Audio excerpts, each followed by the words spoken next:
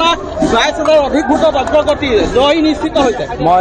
মই অসমৰ জনসাধাৰণক ইতিমধ্যে মই ধন্যবাদ কৃতজ্ঞতা জ্ঞাপন কৰিবলৈ বিচাৰিছোঁ আৰু বিশেষকৈ নতুন আছামক মই এজন দাদা হিচাপে মই নিজৰ আন্তৰিক মৰম আৰু শ্ৰদ্ধা জ্ঞাপন কৰিছোঁ। নতুন আছামে এইবাৰ এটা গুৰুত্বপূৰ্ণ ভূমিকা গ্ৰহণ কৰিলে।